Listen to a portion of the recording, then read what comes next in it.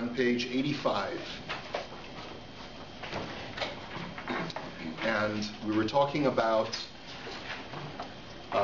a conflict between the philosophical community and the Jewish community as far as the origins of the universe, how the world got to be the way it is today. How did we get here? Jews believe in a Torah, and the Torah says that the way that we got here was by a creation. God created everything, and that's how we got here. Aristotle did not agree with that. Aristotle never saw the Torah, or if he did, he pretended like he never saw it, because he was of the belief that God's existence is necessary. God has no will, so to speak of, to sort of decide one day that he's going to create. God's existence is as an impersonal God, not directly related or sentient of, aware of our physical world. And as a result, the universe has always existed. There was never a point in history where God came along and decided to create things. That would be a diminution of God's stature according to Aristotle. So we have this big debate. And Rabbi Yehuda Halevi, describing the words of the king, says, I can understand if you want to dismiss some other culture as being backward and primitive in its thinking, but you're not going to have such an easy time dismissing Aristotle as being backward or primitive. So the rabbi responds, like this is what we saw last time. The rabbi responded to the Kuzari king and said, listen, Aristotle's belief in an eternal universe has a certain aspect of logic to it, and it has certain challenges to it as well. Our belief in a creation has certain logic to it, and it has certain challenges to it as well. Neither system is going to be clean. It's going to be glatt, right? If you want to use the Yiddish term. Neither system is completely clean of questions, but either one can be reconciled with logic. The only advantage that our account of history over Aristotle's is that God told us this is what happened. We have a tradition that dates back to HaKadosh Baruch Hu in an unbroken chain of transmission that confirms that what the Torah writes is actually what happened. Aristotle used his mind and his mind alone to arrive at what he thought was the truth. And therefore, even though what he said is logical, it nevertheless has to give way to what is true based upon God's account. That's where we are. Okay, that's where we are in the Kuzari. And what Rabbi Yehuda Halevi has really, therefore, very carefully detailed for us is that one should not be dismissive on an intellectual level of the assertions of the philosophers of our time. Just because they say things doesn't mean that they're foolish, doesn't mean that they're biased or basing their assumptions on certain, perhaps preconceived notions. No, the Kuzari, Rabbi Yehuda Halevi, has no criticism of Aristotle as a great thinker, not at all. But he does say that we have the only advantage that we have is that we have a Masorah that came to us from Hashem, and Hashem told us this is the way it was. And this, of course, as we mentioned last time, really confirms Rabbi Yehuda Halevi's worldview that your mind can only take you so far in arriving at truth. If you really want to arrive at truth, you're going to have to consult with a higher authority than just your own mind. Because there are many ideas that could circulate in your mind that are very, very logical and very sound, and yet they could be contradicted by the actual facts. So let's keep that in mind. We're up to paragraph 66. And the Kuzari is pressing further in his challenge of the biblical account of creation. Okay, so we're just going to read we're just going to read till page 68 today, till paragraph 68 today, until paragraph 68. We'll just read 66 and 67 today. Just need a volunteer to do our reading for us. Anybody? Anyone want to do the reading? Oh, sure. Go ahead, Shereen. Yes. Nice and loud for the camera. The Kuzari asked, but how can the mind entertain an idea, creation, if the opposite, external existence, has already been proved? Okay, the question that the Kuzari is asking is that he's assuming that Aristotle was able to prove, using philosophical proofs, that the world has existed eternally.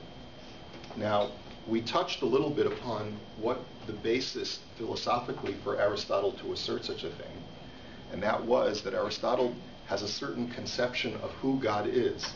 God, as an ultimately perfect being, is completely unreliant, is self-contained, does not need anything outside of himself or itself.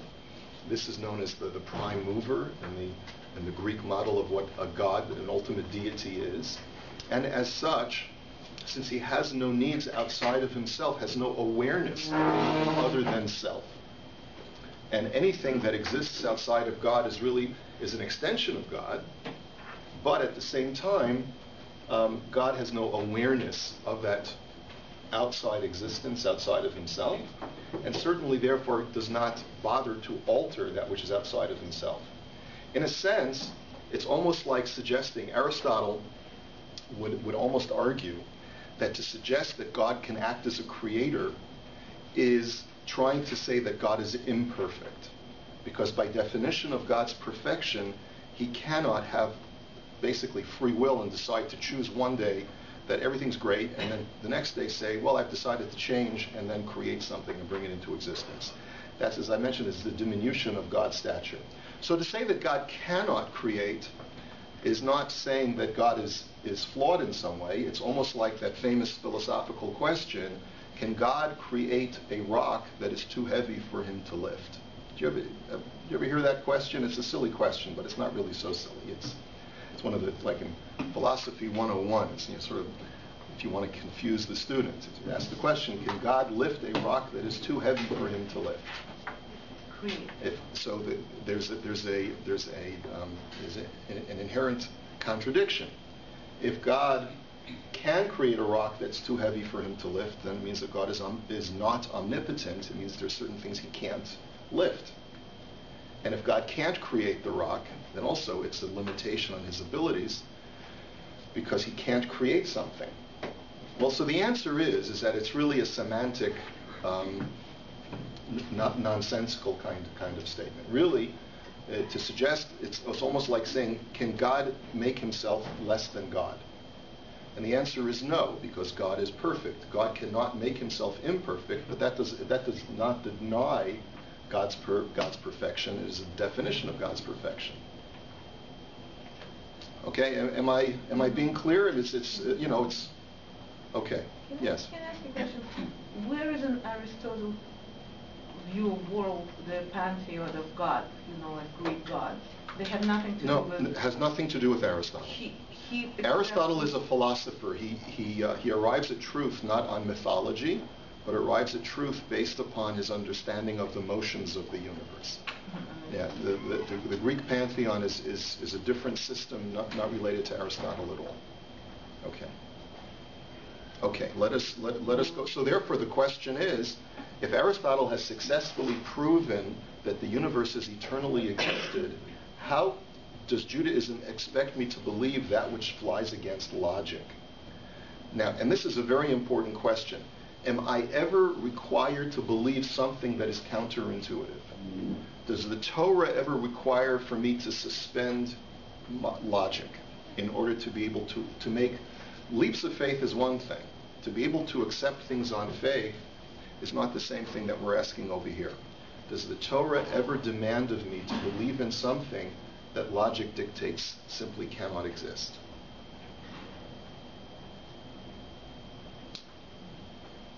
Okay? And for Rabbi Yehuda Halevi, the answer is emphatically no. And so this is where we're going to see him introduce that idea. Please continue. The rabbi said, when was this issue ever proved? God forbid. The Torah never expects us to believe in things contradicted by evidence or proofs. The Torah Okay, sorry. Didn't mean to interrupt. The Torah, you have to jump up and on the top of your chair and on the highest rooftop and says, the Torah never expects us to believe in things contradicted by evidence or proofs. If we have paleontological evidence that dinosaurs roamed the earth, the Torah would never demand for me to believe that there are no such things as dinosaurs. Am I being clear? Yes? In other words, if the Rebbe tells the little boy, the little girl in the class that there were never such things as dinosaurs, then and the evidence contradicts that, then the Rebbe is sadly misrepresenting Torah. And it could happen that a Rebbe simply doesn't have the proper grounding in Jewish theology and in science to understand that he's making a very, very serious error. And the sad part is that someone who is a Rebbe in a very, very early grade was never required to have a firm grounding in science and theology, because he was expected to teach the children Chumash and maybe a little Rashi, right? And that's okay. That's not but the problem is that when the Rebbe ventures out of that comfort zone of understanding what he's qualified to teach and what he's not qualified to teach, that's when we end up with children who are confused. And with confused first graders or second graders, we end up with confused teenagers. And with confused teenagers, we end up with children who eventually leave the fold. And so that's a serious issue that we have to be very, very much aware of, and hopefully get the word out that Rabbi Yehuda Halevi says the Torah never expects us to believe in things contradicted by evidence or proofs. And if there is evidence about certain truths of the world scientifically or philosophically or theologically, then there must be somewhere in the Torah that can either support it or can coexist with it. Okay, let's go. Yes. Please. Archaeologists have found remains of ancient civilizations that do predate 5,000 years. Right. Yeah, we actually touched on that 2 weeks ago. We talked about that issue of archaeological findings of ancient civilizations. So then the idea of the earth being eternal, or at least much older than we believe by this creation, by the creation of Bereshit, it is possible. I mean, one fits into the other. Yes, of course. And the existence of communities and civilizations that predate Adam, that go back go back much farther than 5,772 years, is something that we discussed. And as we talked about the fact that humanoids walked this earth, it would seem, based upon the archaeological evidence, long before God created Adam and Chava. But Adam and Chava were the first human beings to possess the Tselem Elokim. They were the first to possess the image of God, which means a certain component of their intellect or their neshama, however you want to define it, that was capable of making free will decisions and taking responsibility for things that go beyond just their prosaic physical needs.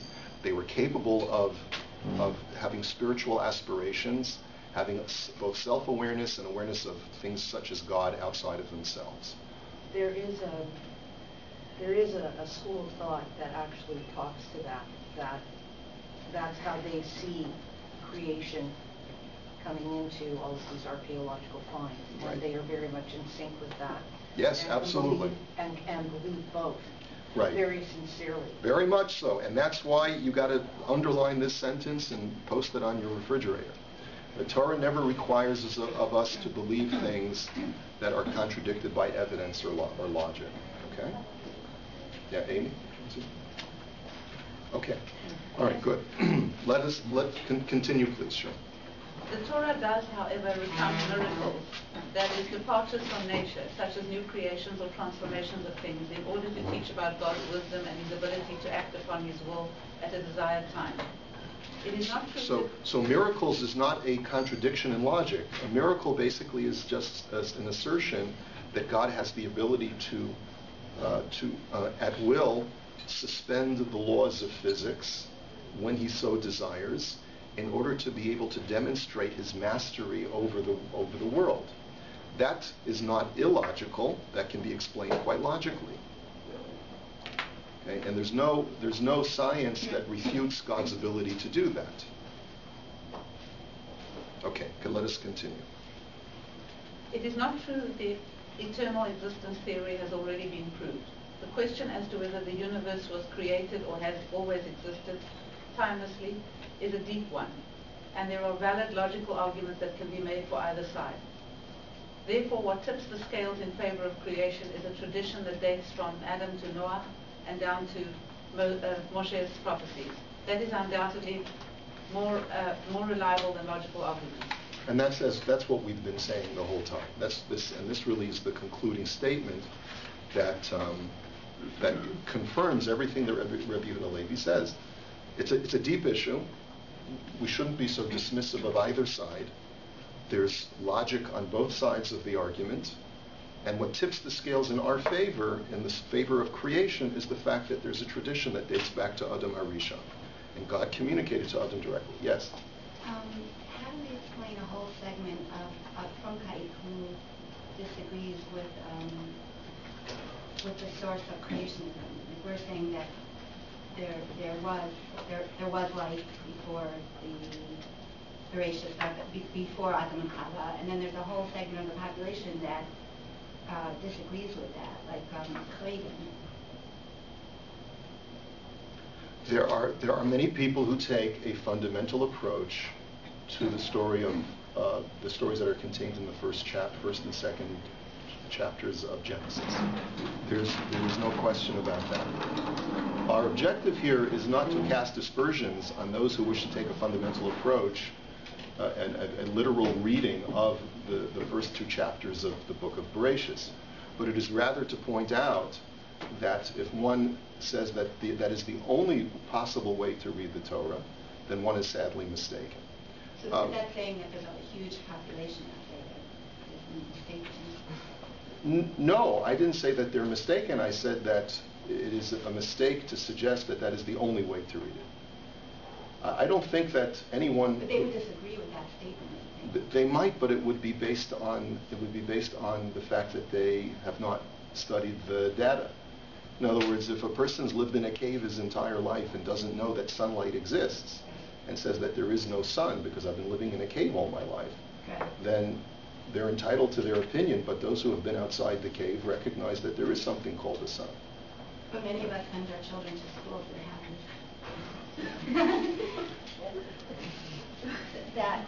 Then you may need to reassess where you send your children to school. I mean, that's not. Many schools have that, but or supplemental education.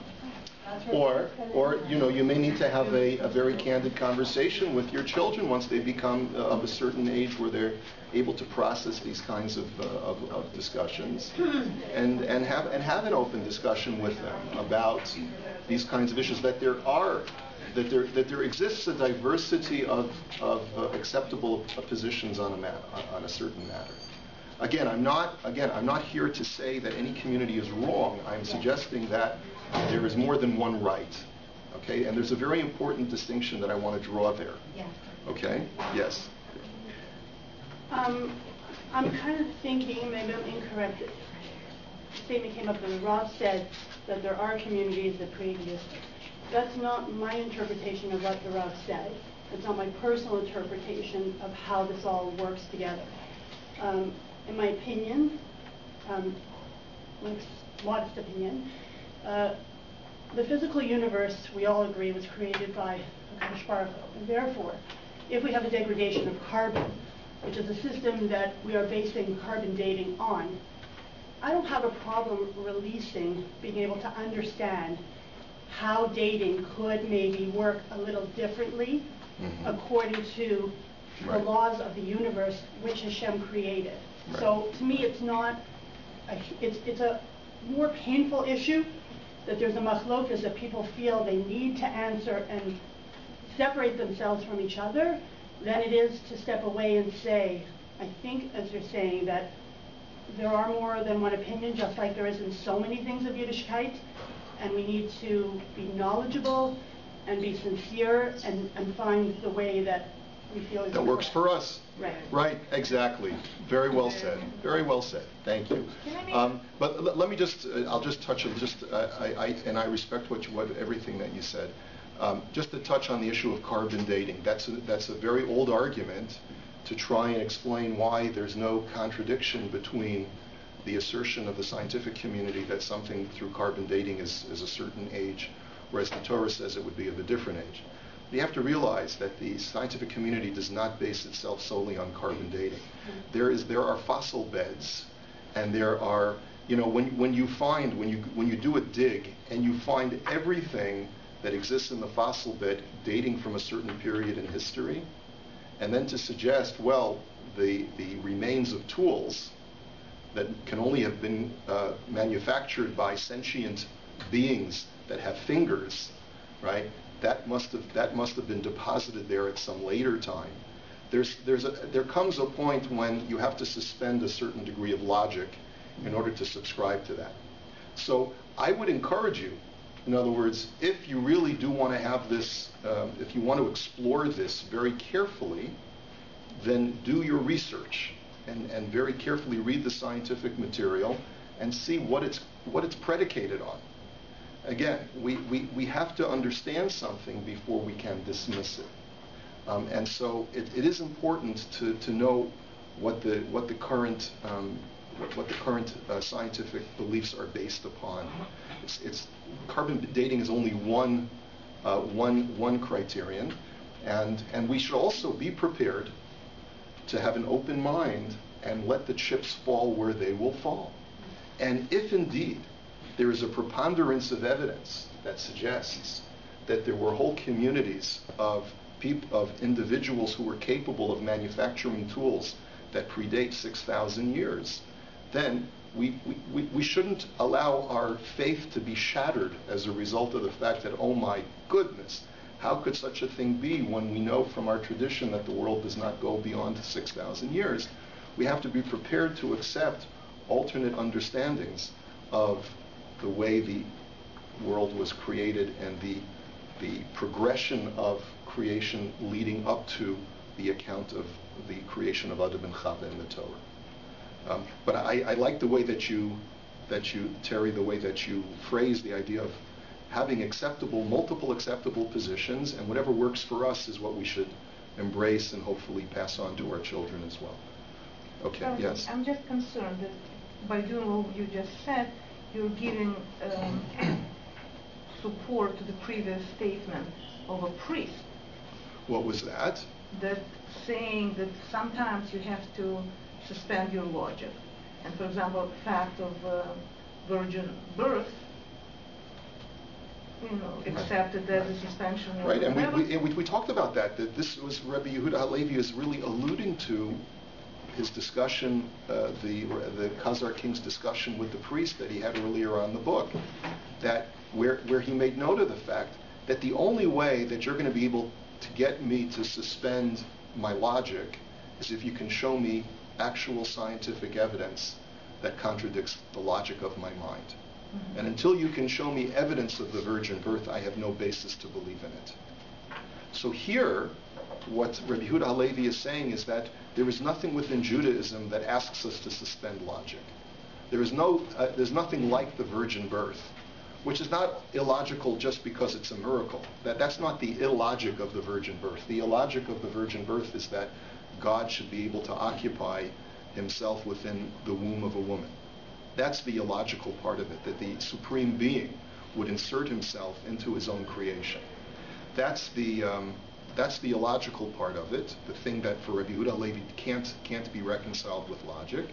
He says, but even then, if you could show me that it happened, like you could prove to me scientifically that it actually happened, I would have to accept it, and I would have to figure out a way to to faremfer, to reconcile what logic tells me can't be with what my eyes tell me has to be. Okay? Yeah. Well, like Rabbi Thu Jul said, the idea that you have this perfect God who's concerned with the actions of puny people, like every one of us, God is having hashgacha practice on our life. That's not logical either. Like a lot of things we believe are not necessarily logical, but there are traditions. Yes, no. But there's a difference between saying that something is logical and saying that something goes completely against logic.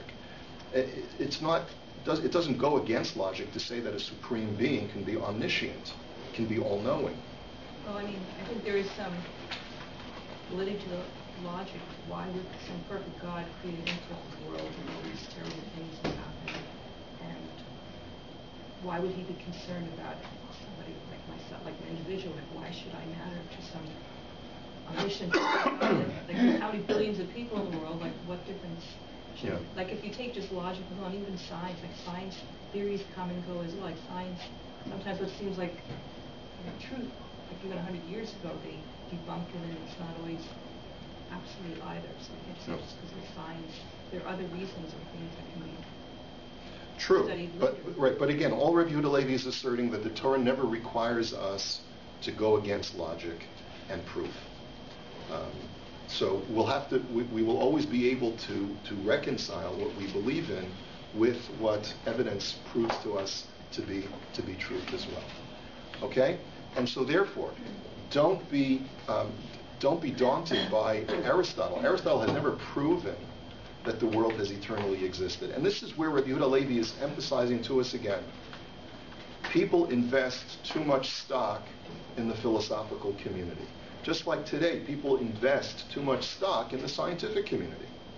Just because the fellow with the PhD at the end of his name says that evolution is a fact, doesn't mean that evolution is a fact, right? It means that there are a lot of very solid arguments to be made in favor of evolution, or a certain kind of evolution, such a generic term, it can mean multiple different things. But just because there are many things that point in that direction doesn't mean that it's been proven. Okay? Let us go on, because this is really the point. We're sort of reviewing what we've done already, but I want to get on to this second part of paragraph 67, which is on the top of page 86. And this is the part that I want us to at least get started on, and we'll probably have to pick it up after the holidays. Let's go, please. Until now, however, I have been addressing only Aristotle's belief in external existence. Eternal existence. Eternal existence. Other philosophers, while still believing in eternal existence, nevertheless believe that the universe in its current form was shaped from some primordial material at some point in history. Were a Jew of faith to believe in some primordial matter that God used to create the current universe, and that this primordial matter had been used previously to create other universes as well, this would not constitute a defect of faith.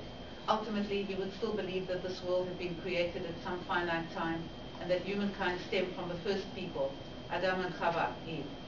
Okay, very good. Now this is probably one of the most important paragraphs that we're going to read about Rabbi Yehuda Levi's philosophical world in the Kuzari.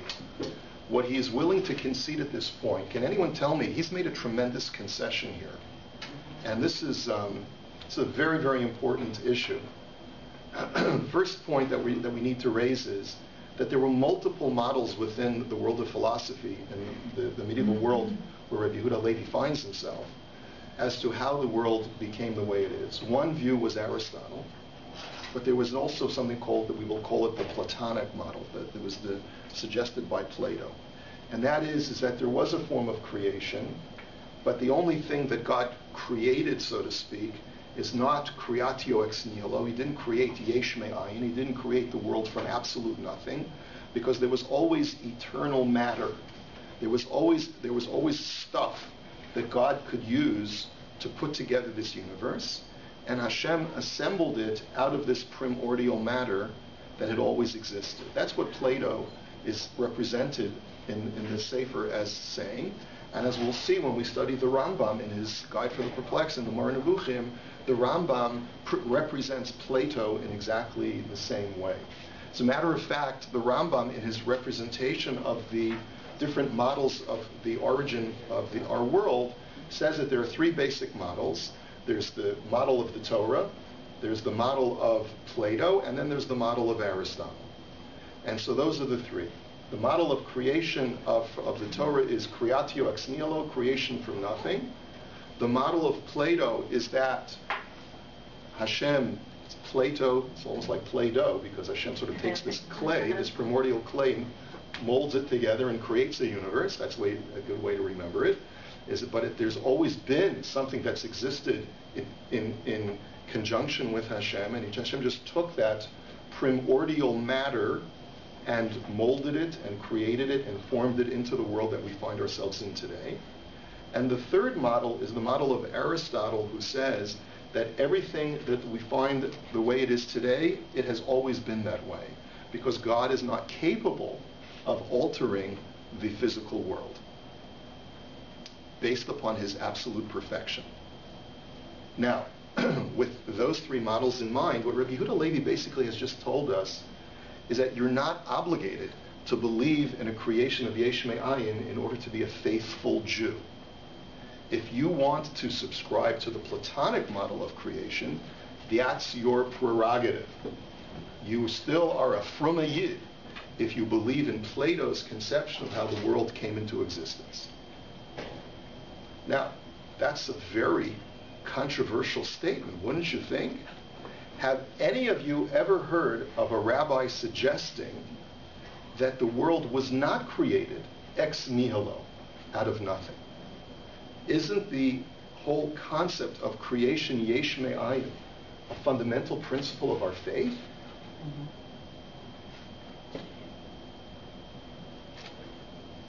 The answer is, depends who you ask. The answer is, it depends who you ask. Now, it would seem that if we look in the 13 Principles of Faith,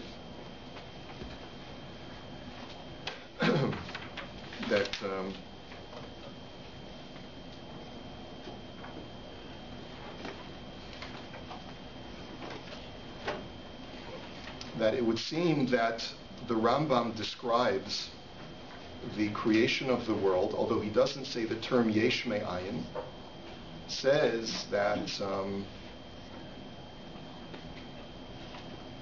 hu levado asa ve'oseh v'yas elachol ha'ma'asim. The first principle of faith is that God alone made, makes, and will make all that is made. And there's a lot of controversy as to what actually the Rambam believes. Does the Rambam subscribe to creation yesh me'ayin? Does he not subscribe to a creation of yesh me'ayin? That we'll see. What about Rabbi Yehuda Halevi? Does he believe in creation yesh me'ayin? Or is he just making a concession to those who feel that it's illogical to believe in a creation yesh me'ayin?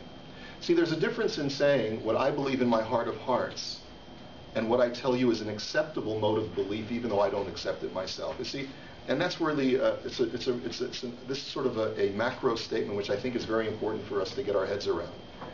We have to be tolerant, and that goes back to what Terry was saying. We have to be tolerant of variant forms of belief that are still considered to be within the acceptable spectrum of emunah, of a faith community, where we all consider ourselves to be believing in the same religion and the same God and in the same Torah.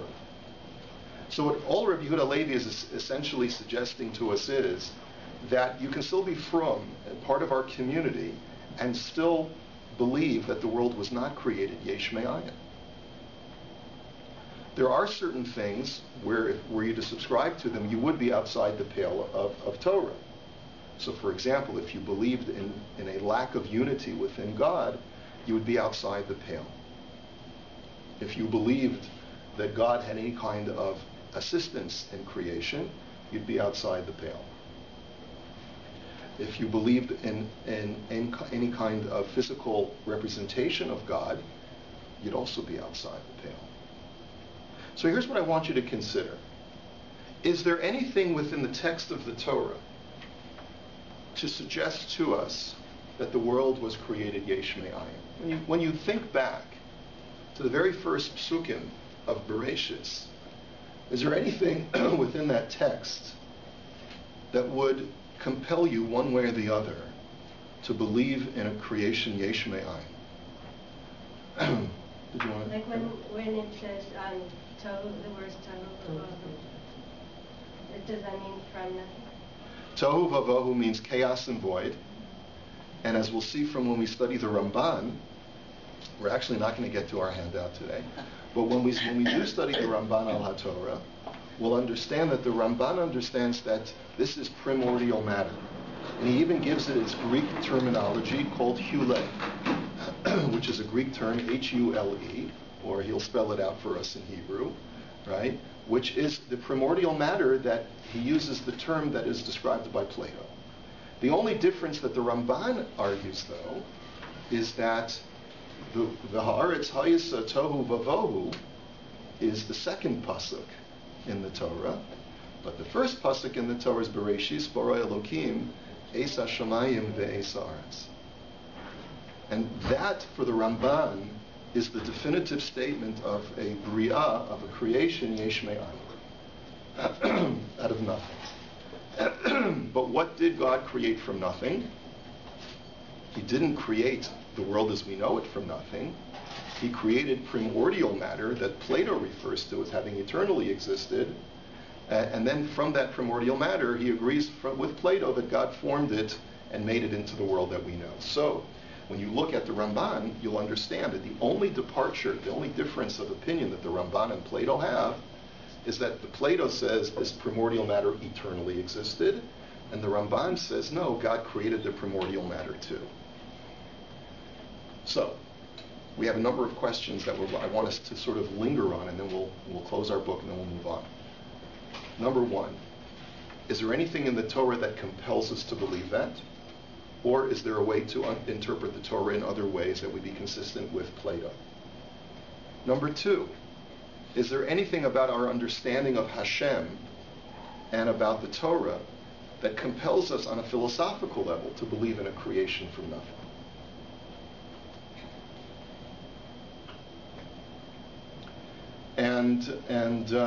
And also part of this thought, these thought experiments that will be circulating through your mind for the next few weeks until we have our next class, is what would you consider to be already, in regard to the origins of the world, what is considered to be acceptable and what is considered to be outside the pale?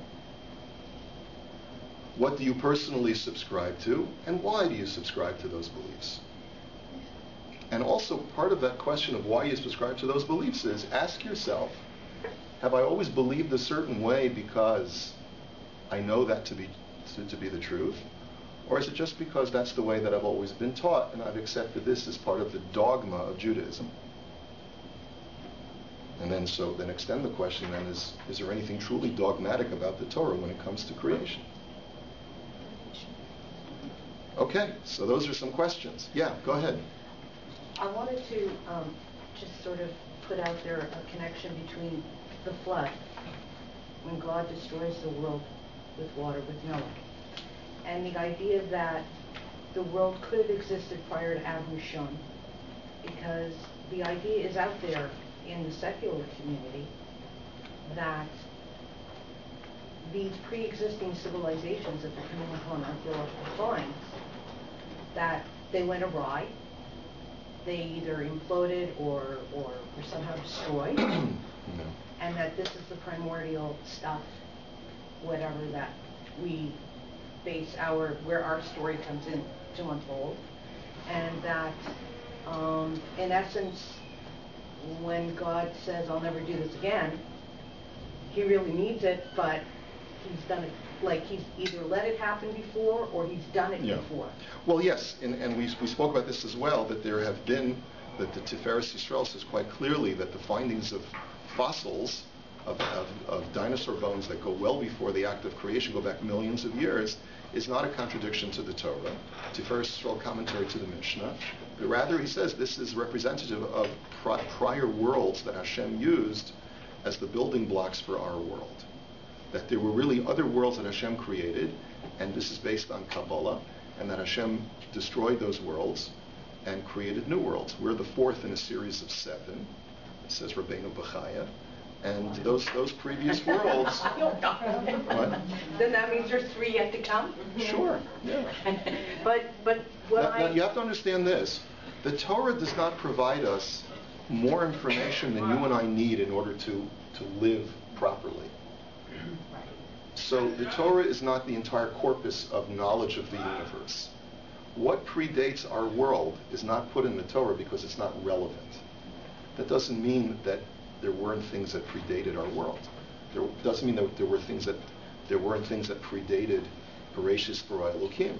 Chazal even make a point of saying this is not a useful exercise.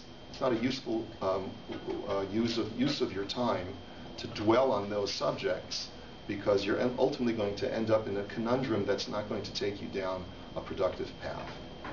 But that doesn't mean that these things didn't exist. If a person has a particular interest in them and wants to study them and wants to reconcile them, they should do so with caution.